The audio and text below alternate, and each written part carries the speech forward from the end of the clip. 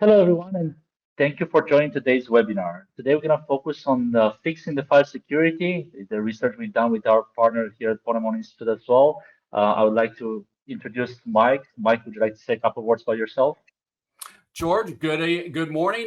Thanks for having me. My name is Mike Fitzpatrick. I'm a distinguished fellow at the Ponemon Institute, as well as CEO of NCX Group. Thank you much for joining us, Mike. With that in mind, maybe a quick item, like a quick agenda, a few items here. We can talk a bit more on like the survey methodology. We'll talk a bit more on like some of the key findings, and since it's a hot topic for everyone these days, where AI sits in this one, especially on the AI adoption, and a bit more on like unified solution versus point products as well. So maybe Mike, can you walk us a little bit more on like the methodology for this survey? Absolutely. One of the things I love about the way the Ponemon Institute conducts the research is the coverage in which they provide. They look across all industries, job classifications. In this particular case, we reached out to 612 IT and IT security practitioners within the United States across all industries to get their feedback and their input for this report. I think one of the important things for us is that we want to have as many as diverse audience as possible, and also to see. And one thing I love about this one is also like when I'm looking like current positions as well, right? Is the idea of like how they're looking at the problem from a different level, right? Because the people, I don't know, exact level versus the people actually maintaining the point solution and so on might have a different take on the problem and the solution being implemented. So I No, think I, that's I absolutely agree with you, and that's one of the great points is the diversity in which the questions are asked and the perspective in which the data is gathered, and that's why I always feel that the information is second to none. thank you. Now, maybe a couple of quick words on inevitability of a breach, right? I think it's been for years this cat and mouse game that everybody's saying is like it's not if, it's a when question. And as you can say here, you can see here, sorry, like over 6% of the responders said that they had a breach in the last 2 years. What's your take on this one, Mike, as well? Well, I'm glad we're finally couching it as inevitability.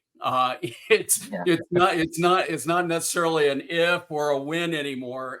Having done this now for 25 years in our own practice, the numbers just continue to go up and up, and the inevitability aspect of it is becoming absolutely certain.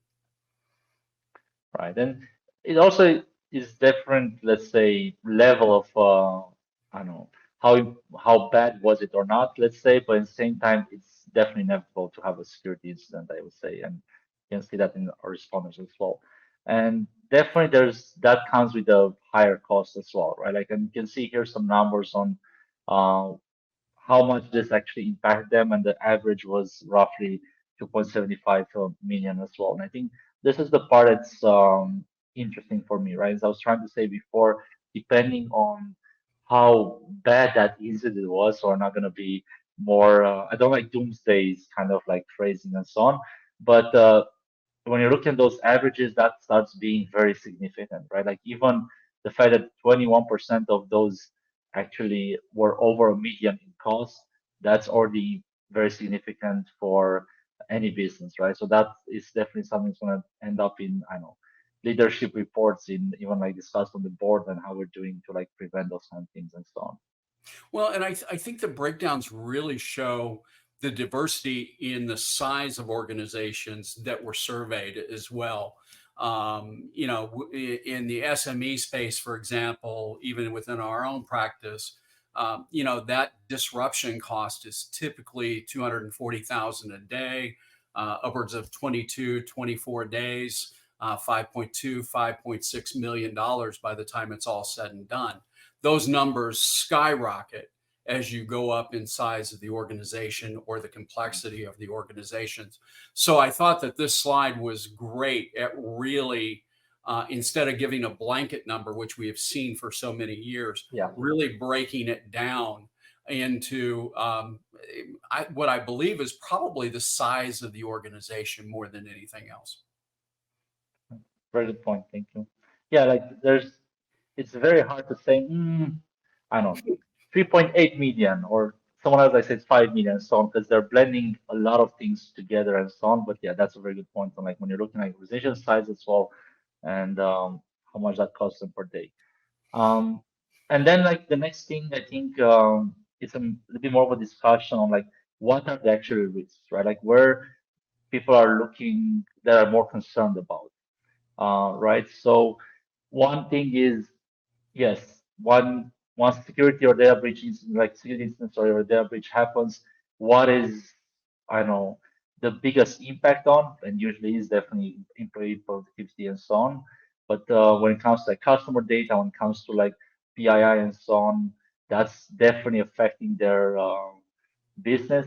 But also when we're looking on the other side on the risk to file security, right? And I think a lot of people are looking at this one from again a PII and data leakage perspective as well, and then they're making clear, I don't know, like it's one thing to say that you're losing, you have a data leakage, and then the concern of malicious uploads, downloads, and files coming and going out of the organization, right? We live in a digital world. You need to have those kind of collaborations. You need back to the slide, the chart on the left side. You need to keep your employees productive. You want them to like collaborate in the organization, also outside, for them to like move super fast and download different things. I know, iterate on them, share with partners, customers, and so on and so forth, right? The last thing you don't want is, let's say, your entire sales force not allowed to send any calls or any accounting any invoices for like a month. That would be more or less close like bankruptcy for organizations, right? So those kind of like normal behaviors, we're looking at them as like business as usual. We're not looking at them necessarily as like a file security risk. And I think this is the part where it's been more of an educational process for us to explain people also like why this is important, like this digital life that we live in from a productivity perspective and how that can impact our day to day and also business, but also how it can impact from a security risk perspective as well. Well, and I think, and you make a great point, and I see this shift, and we actually, I know the Ponemon Institute is writing about it. I know that my firm, we're writing about it. Cybersecurity is really a financial risk these days. It's not so much technology; it's the financial and business impact realities that CEOs need to understand, they need to take on board, and they need to embrace as part of their overall business risk mitigation strategy. And I think that this particular slide really points to that. The number one issue is on the left side is the diminished employee productivity. If you're down for 22 to 24 days with a ransomware event, not even mentioning a breach, but a ransomware event, you've got people standing around, just waiting to work and do what they need to do. So when you couple the ransomware event or a breach with a data leak event that comes through a number of different methods, it definitely becomes a productivity impact to the organization. And that's just time you're not going to get back. It's just, it's going to impact your revenues. It's going to hit the balance sheet. It's going to hit the reporting, and not to mention the SEC filings that go along with it if you're publicly traded.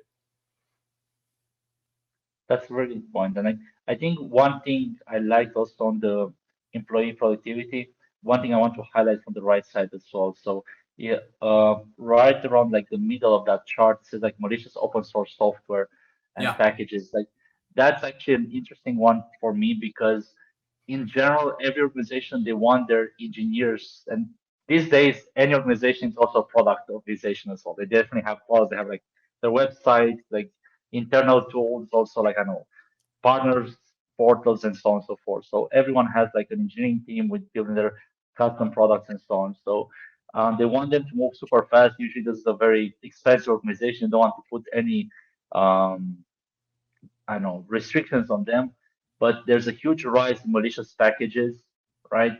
And that's something that they're not going through like a approval process, let's say. So you allow your engineers to go and download things from, I don't know, NPM being a very popular and PyPy very popular malware distribution platforms these days, unfortunately, and that they're making the news on a daily basis. And I love to see that actually start being way higher on people's mind as well than what used to be like malicious downloads, uploads, or macros and so on. So that was like one interesting topic for me as well to see. No, it definitely it's changing. The threats are evolving, changing. AI has had a massive impact on that. We'll talk about that as we go, but they're definitely changing and evolving quickly. So, like in a nutshell, you're seeing that we do have a lot of people being concerned, right? Like 40% experienced an incident over a million, 45% are seeing data leakage as the greatest risk. But the more important part is for me, as we mentioned in the previous slide, the 50% impact on productivity. Now, let's talk about AI in file securities. I think this is where it became quite interesting to see in our report, right? So a lot of organizations are planning to use AI. 60% are saying yes to it or plan to use it in 2026. They're looking to leverage AI, especially to enhance their file security maturity, right? Like almost the exact same percentage, like 59 versus 62. But this is where we're looking more in a granular way. My take here, the part that was very interesting, I want to talk about adoption real quick for a second, is actually the fact that only 25% of organizations have a formal policy. And on the opposite side, 19% they actually don't have anything in place, and almost 30%, 29 are saying that GenAI is banned. Now, this is very interesting for me to see that they're almost a third of the organizations are saying that they're not allowed to use GenAI, which might indirectly mean that actually their employees are using their personal accounts to do potentially even like improve or like let's say for them to be more productive at work, they're gonna do things on their personal accounts, right? They might actually end up even uploading sales information in their ChatGPT account and so on to get things moving quickly and so on. And this is the part that's very interesting to me, where a lot of organizations, like 70% of them, are looking at leveraging GenAI, right? Only 29% actually banning them, but at the same time, only 25% have a formal policy. And this is a huge potential data leakage avenue as well. Um, what's your take on this one, Mike? No, George, I absolutely agree. This is a big glaring security hole and risk as it pertains to organizations. I have a good friend that is on the AI team and I'll leave the vendor's name out of it. But one of the things that was really surprising when we were discussing AI and adoption and how fast organizations are not walking to it, they're running to it. Right. But the whole impact of governance, risk, and compliance, uh, you know, is really the foundation if you're going to move to incorporating AI in.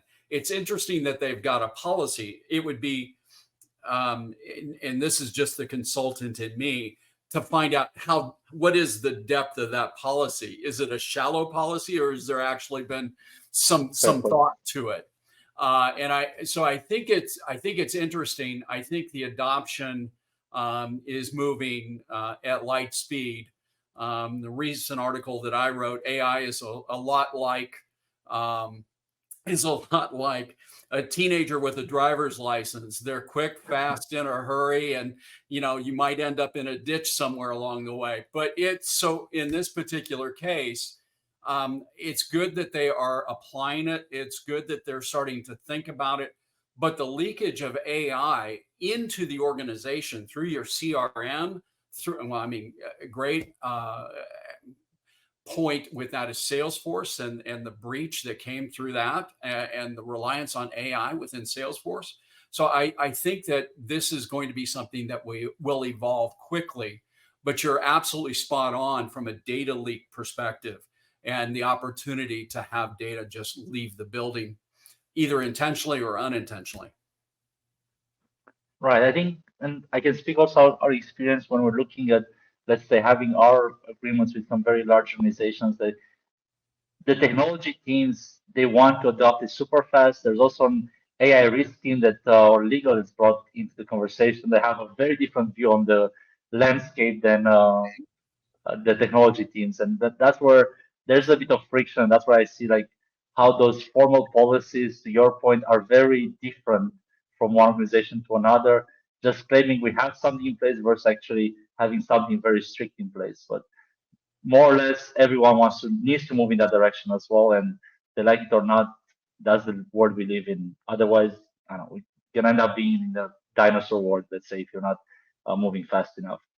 Correct. Anyway, and this is actually the point we made in the previous slide as well, right? Like 37% said that they are taking measures to secure sensitive files being uploaded in AI workloads, which kind of tells you the other story that more than half, right, like almost two-thirds, are not doing any of that, and that's where is the biggest problem. Because again, you want to move fast. Here's I know a dump from my CRM. Create me a chart or create me a report to do this and this and this, and you're uploading this one in a again might be ChatGPT, but you might actually there are a huge rise of like small apps online. They're doing something very well using behind the scene on OpenAI API or things like that, and you have no control over the data that's going there as well. So you might have a ChatGPT license, but that doesn't mean that they're going to upload just in ChatGPT. So keep that in mind as well. And again, the same conversation, the same topic we had also covered in the previous slide, how GRC is more or less, I won't say blindsided by this, but at the same time, it's trying to catch up and enforce some security measures around it, right? Because even if you're trying to define proper security measures in place, you cannot hinder the business side, right? Like they will I don't know, demand everyone to move fast and adopt it. And if you try to put more guardrails in place and so on, the more you're getting in front of it, the less they're gonna take those seriously and they might override it completely and so on. I think this is where the challenge comes in. And I think for me, security has always been a balance, right? Between like how well you're allowed to secure some environments versus how that will gonna impact productivity or not. And I think George, this is where, yes, go ahead. no, I was just going to say, I really think that there's, going back to when we looked at the diversity of the organizations surveyed, I think the Fortune 500 are going to have a security program in place that will actually support the use of AI. But when you get around to the SMEs, those businesses with 250 employees to maybe 1,500, those businesses that are between a half a billion and a billion in revenue, those businesses are kind of sketchy on a cybersecurity program and whether there's actually one really there. But they're running to AI as quickly as they can, and I think that's going to create more havoc than what they expect. Well, I can say we're like OPSWAT is like a bit over 1,000 employees, and we do have a formal policy in place. We're not sketchy about that part, but at the same time, I know there's been a lot of back and forth where a lot of people want to have like different tools that they try it Yeah, out and they love and so on, and that's where the disparity comes in place as well, right? Because you cannot have all the tools in the world and so on, but at the same time, you want to actually enable your employees to be more productive, to move faster, and so on. So. absolutely.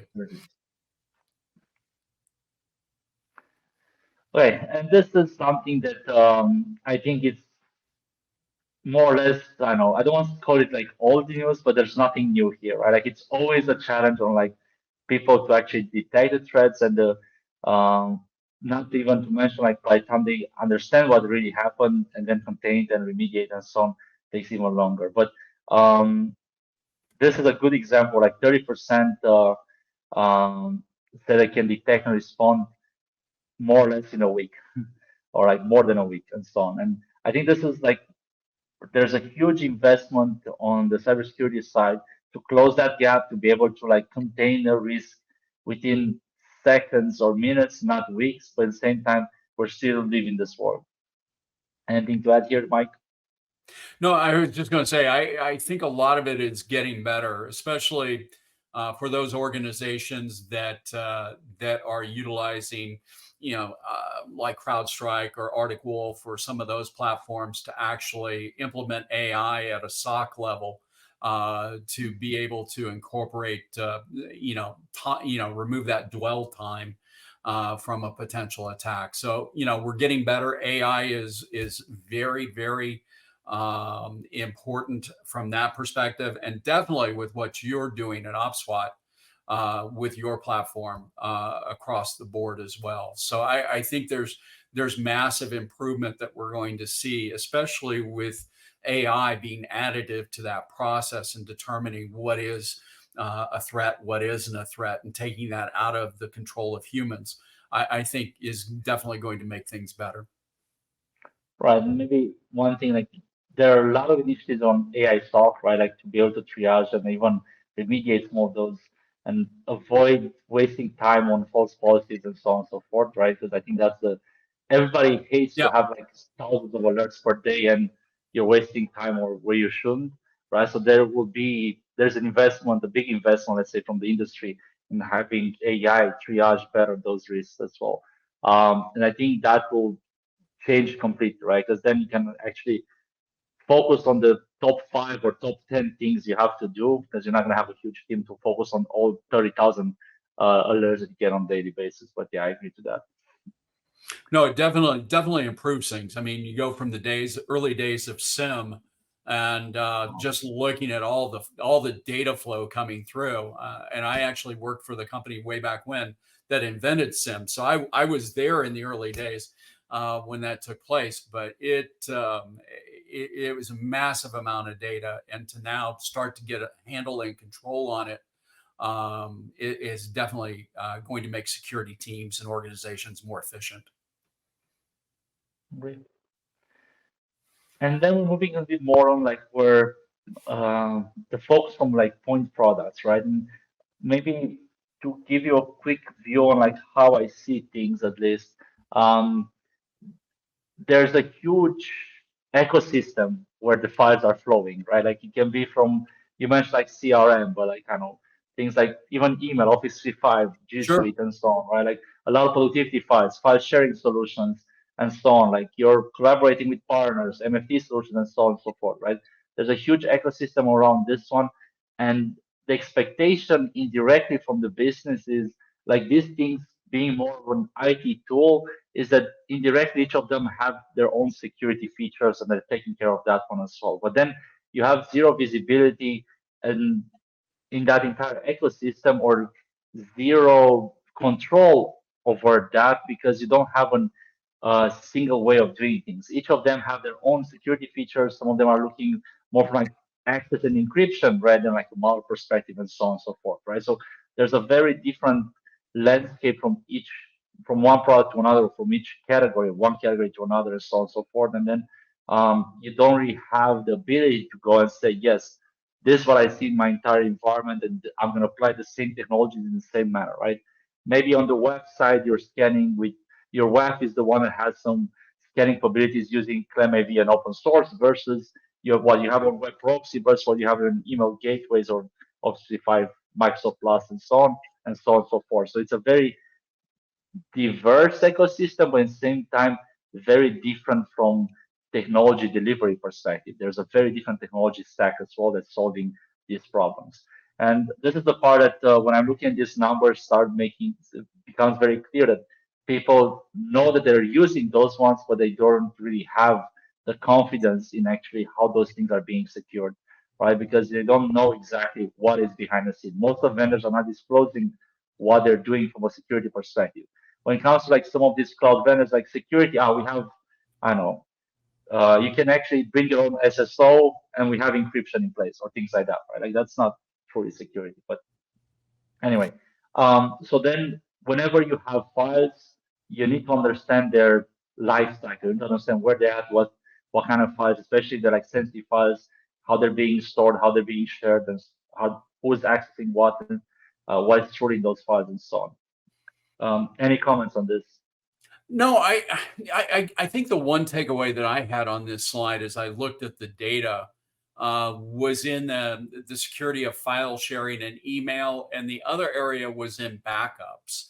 Um, Hmm. those two areas really seem to get my attention. Cloud definitely, a lot of organizations need to do a better job of really looking at security for their cloud platforms to begin with. Just simple, basic things. But those other areas were surprising, the lack of confidence in those areas, given how long we've been doing some of this. You would think it would be a little bit better. Right, and maybe I'm taking this to a different level. I'm making the wrong assumption, but the way I see this like this, if I would fill this survey, back in my mind would be like, hey, remembering the couple of slides back where like the data breach security instance we had in the past, I would correlate those ones with where my count why the confidence is so low in some of these ones, right? So maybe I'm doing the wrong correlation there, but I tend to believe that they've seen incidents in these areas. That's why their lack of confidence in this, securing these files in these workloads, if that makes sense. No, that does make sense. And again, you don't know, the other side of it is even with as comprehensive as it is, you don't know if they started filling it out and then came back to it later and forgot what they filled out.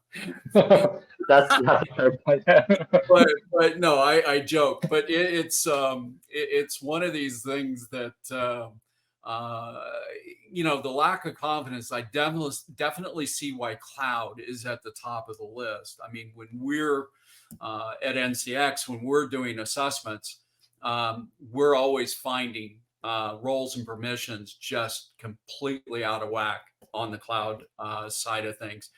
There's people that were there 2 years ago doing some cloud work that still have permissions now. So it's an interesting. Hopefully admin permissions, but yes, I'm sorry, say right. that again, George. Hopefully admin permissions, right? Like, Yeah, it's always interesting. Every day's different. yeah. Well, for me, actually, one of the big surprises was like how high on the list is securing the backups.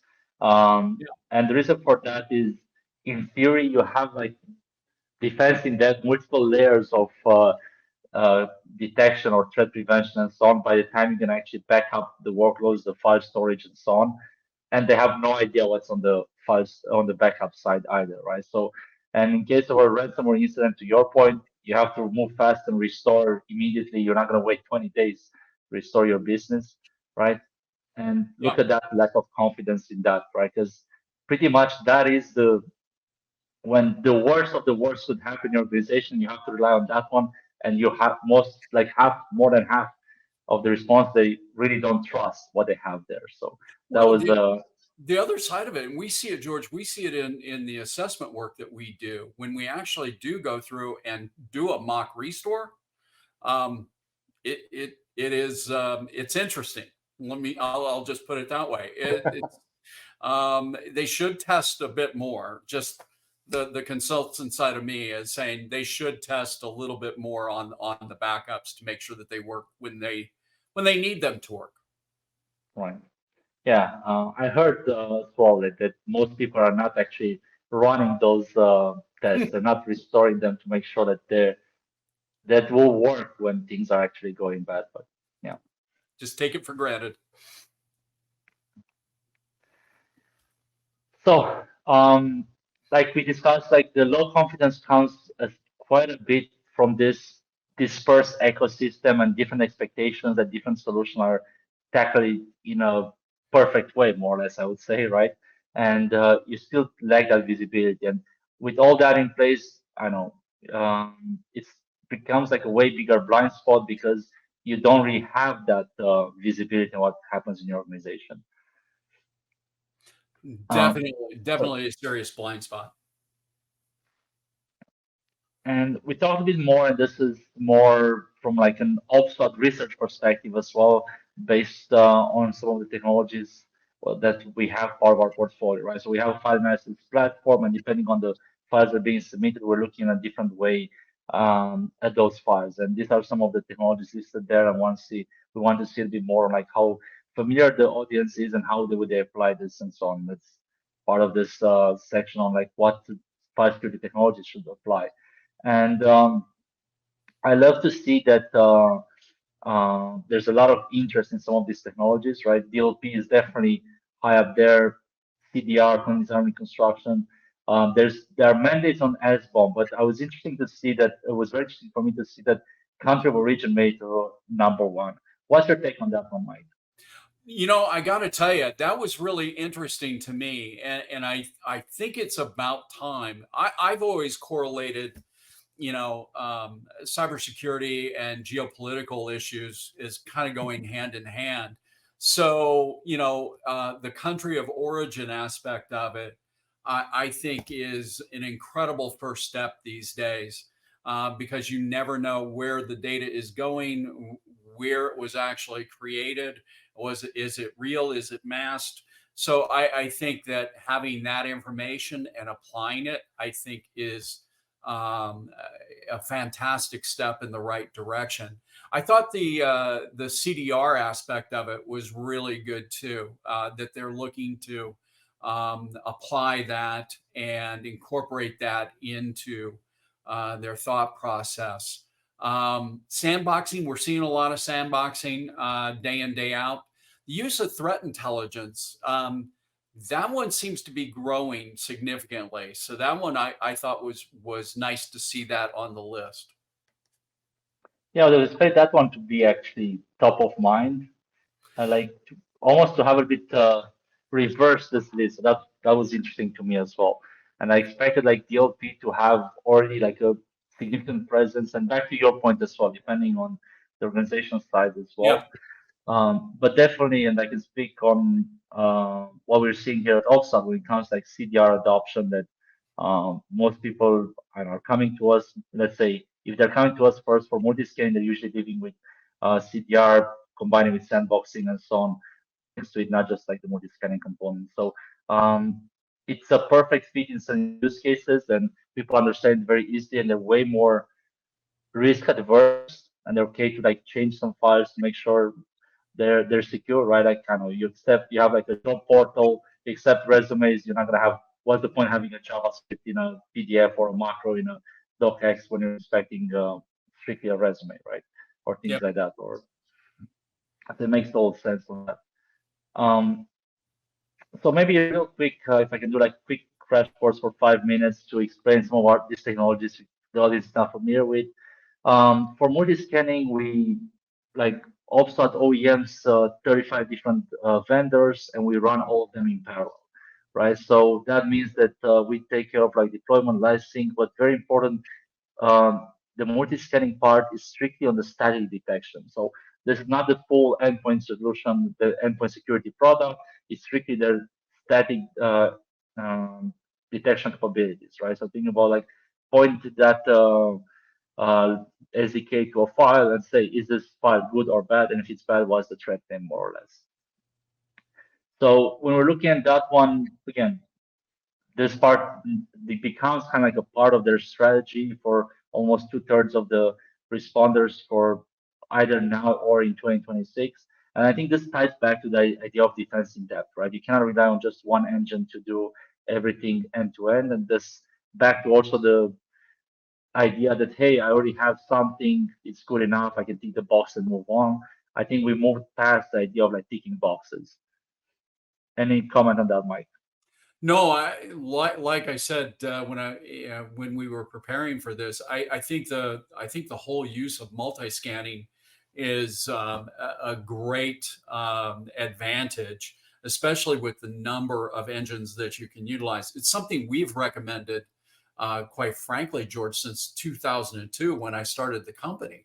Was using multiple AV and then malware detection tools to be able to go through and scan, because not one tool is not going to pick up everything. So I think it's great. I think it's fantastic that this is going to see some growth in 2026.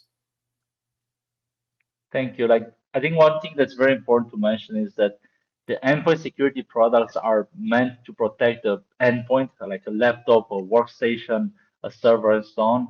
They're not they're not built or optimized just to do like file scanning, right? So if you're looking at different industry reports, which are totally legit, that like vendors are doing 99.9% and so on, efficacy is because they see the full context, right? So like if you download the file, we'll know if you download by web or email, you're opening this PDF, it's trying to get access to PowerShell, it's trying to run this command, that one is trying to dump another malicious file and so on and so forth. So it's going to see that entire execution path. It's going to be able to contain that risk. In a static detection, is again more or less look at this picture. Tell me if you want to buy this car or this house without ever trying it out. That's kind of like how dailies work. Look at this file. Tell me it's good or bad. You have 30 milliseconds to do that, or 50 milliseconds to do that, and that's it, right? So it's a very different expectation from detection perspective. So therefore, most of these detection capabilities were in time not necessarily reduced, but the focus was more to look at the ecosystem, the execution path, rather than the detection itself of a file. So that's where combining them, you actually get to a better efficacy in the high 90s instead of like just relying on one AV. Moving to CDR, in a nutshell, content general construction, it's looking at the file structure. You're looking at like productivity files and you're looking, hey, this is the right file structure. And in this file structure, these are the embedded objects that might drive a malicious behavior, right? And that is very important. It actually, they're potentially malicious code. It's not necessarily malicious. So CDR, it's not a detection technology. It's just reducing the risk, right? So maybe a very annoying example would be when you pass to TSA, you're not allowed to have, let's say, a water bottle or like liquids over 100 milliliters and things like that, right? Very similar here. We define that to be a higher risk, therefore we don't accept it. For this file channel, like I said, like the resume example, you're not allowed to have scripts in a PDF, you're not allowed to have macros or JavaScript, and that is good enough. We can rebuild the file. You have a ready to consume copy, or you can even reject the file if you think that you shouldn't have received that in the first place. But at the same time, you reduce that risk completely by removing the embedded objects that might drive that malicious behavior, right? So this is truly a prevention technology that doesn't rely on detection. We don't need to know if that code is malicious or not, right? And I think this is the important part where people are definitely way more open to be more aggressive in introducing the prevention capabilities than actually be reactive afterwards and say, oh, I had no idea. And now I have to like someone clicked the link, someone downloaded or like opened this file and downloaded something and did this bad thing and so on, right? And this is the part that again we discussed in the previous slide that almost two-thirds of the responders are looking to implement like CDI is part of their strategy now or in 2026. No, it's definitely a great use of technology in that particular case to remove things that are harmful before it gets to the user. It's fantastic use of technology. Yeah. And this is where sandboxing complements it so well. So think about it this way: we got a lot of questions in the past as well, like what is that you actually remove? What do you change in my file? What would happen with my file and so on, right? And we can actually show that hey, if it has macros, it has scripts in it, let's say, then I can actually emulate those scripts and I can tell you exactly what was the behavior for those ones, right? So if you want to build a flow to retrieve the original file, let's say in some use cases, the organization is still using macros. I know I'm not gonna make any mean comments on that, but there are still organizations out there that are using macros. There's still organizations that they see a use case for JavaScript in PDFs and so on. You can emulate that one, can understand the behavior before you release that file as well. But also very important for me is the fact that there are certain blind spots. So for instance, you put like a malicious hyperlink in a document, the AVs are not going to detect that. That for them is content. It's not, they're not going to run that hyperlink to see what happens, right? That's at click time. They can do your web proxy should a secure proxy should kind of mitigate that risk. It's not a detection capability of the AVs, of the antivirus engines or anti-malware engines. Same thing for CDR. We can rewrite the hyperlinks, but we're not going to follow the hyperlinks. This is where the sandbox can come into play and actually analyze that hyperlink, see if it actually goes to like a malicious website or it's trying to download something malicious and so on. And that's why for us it was such a perfect fit part of the analysis pipeline to have this end-to-end cover of the risks in the file as well. And you can see it's very well aligned with what the responders are looking for. CDR, it's almost on par to have Sandbox next to it as well. We're actually seeing sandboxing starting to go through a bit of a renaissance, if you will. Mm. That seemed to be a path back around 2010, 12, but definitely is picking up a lot of speed recently in what we're seeing with in our particular clientele. They're going back and adding this, and I think maybe the tweak of the AI piece of it really helps on the sandboxing side. Right. So the way I was looking at it in the past was the Sandbox was more of a more analysis tool, right? And to your point, sorry, on the Renaissance is that there are ways for you to be able to leverage certain capabilities in line as well. Because usually, like traditional sandboxes are like VM based, Hmm. takes you, I don't know, 10 minutes, 5, 10 minutes to analyze a file and so on. Now, again, and this is like a small offset pitch as well. Ours is emulation based, so we can analyze in 10, 15 seconds, like those scripts and so on. So we don't have to like spin up a new VM. But at the same time, finding those complementary solutions, let's say, or let's say use cases where Sandbox can complement what you already have in line and just like focusing on the true, I don't know, on the actual risky files, right? It will add a lot more value than waiting it to like hit the SOC team and then for them to spin out their entire sandbox environments. And I don't know, probably they have like a few of them and run more analysis in parallel to figure out what's really happened there and so on and so forth, right? So this is where, to your point, I think sandbox is back on the table to be part of your strategy early on, more towards the edge. There's shift Yep. left, if I can use buzzwords as well, instead of like waiting to be at the SOC level only as a more analysis tool. No, absolutely agree. And then I think it's a matter of like different conversation on how you look at this from an organizational perspective as well, right? If you have offices around the world, and then you want to know also how these things are connected to your, let's say, the cybersecurity landscape as well, right? You might actually end up having, I don't know, threat actors from a particular region for a particular one of your offices or things like that, right? Instead of going after the HQ, they might go after the regional ones, and that might be Mhm. good enough and so on, right? So I think it's a bigger conversation on also on your global presence, depending on how big the organization is, on how you should look at this one. And this is a very good, let's say, mix of technologies will address that as well, but also mix of vendors, right? So like for instance, multi-scanning, we are focusing on having that geo-dispersed packaging as well, because there might be a higher chance, let's say, for vendors from South Korea to pick up North Korean malware faster than the ones that are focusing on, let's say, on, I don't know, Central Europe or USA and so on and so forth. So those are kind of things that you need to understand a bit more on, like how packaging these things together, but having a unified way across the board will help you in addressing these ones. Any thoughts on that? No, I think you hit it nail on the head there. I think it's absolutely needed at this particular case to know where your attackers are coming from. Back to the cybersecurity became not just a financial insurance idea, it's also like a political Yeah, it's the focus, right? geopolitical side of things, right? Yeah.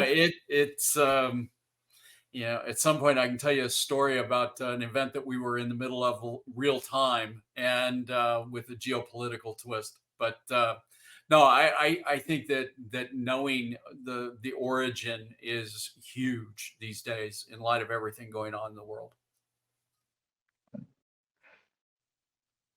And this is where the country of origin is, and that was one of the big surprise where it's so Yep. top of mind for these people, and like how they can actually, I don't know, define or like be able to like filter things coming from certain regions or certain countries and so on, right?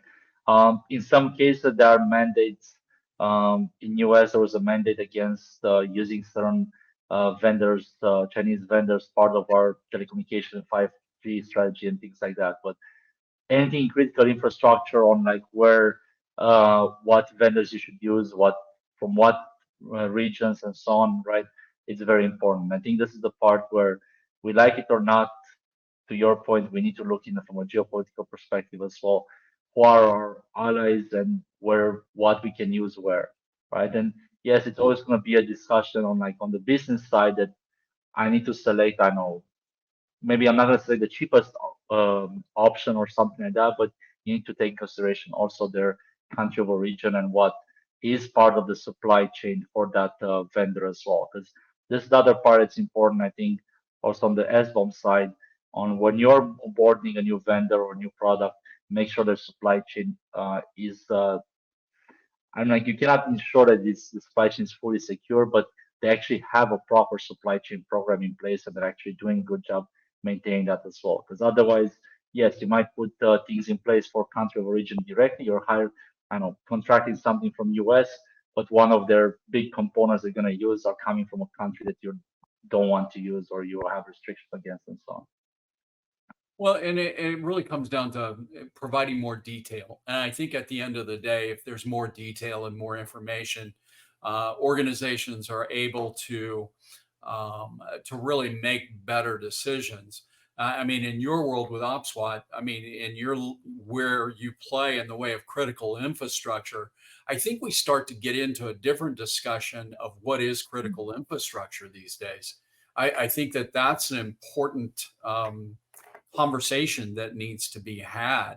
A lot of times when we think of critical infrastructure, it's nuclear plants, power plants, water districts, those kinds of things. But it's also data centers and it's banks, anything that is absolutely critical to day in, day out life. So I think it becomes I think what you're doing at OPSWAT becomes a very interesting conversation as far as how you deploy and how everything works together. So I find it really interesting how this all sort of plays out at the end of the road. But I think that country of origin is first and foremost a big part in today's geopolitical world. Right, you made a very good point. So, for instance, the way we're looking at critical infrastructure is how DHS defines it is like 16 different verticals. You mentioned like banking there, but there's also like defense, transportation, like Mhm. airports and so on, right? Like there's a lot more healthcare and so on, education that are not necessarily SCADA or ICS environments, right? Because I think everyone is looking like critical infrastructure strictly as power plants, nuclear facilities, and so on, as you mentioned, right? And breaks my heart, gaming is not there. I don't see how why not gaming. It's a critical component in my life at least. But in the same time, there are enough different verticals there that I know if one of those are gonna disappear, life as we know it, it's not gonna be the same, right? I think about like the Mr. Robot scenario where banking no longer exists, right? And that's more or less what how they define critical infrastructure, right? Or like how we're looking at critical infrastructure as well. I love the Mr. Robot analogy. I really do. But no, I think you're right. And when you say gaming, are we talking gaming as in PlayStation, Xbox, or are we talking gaming like Caesars?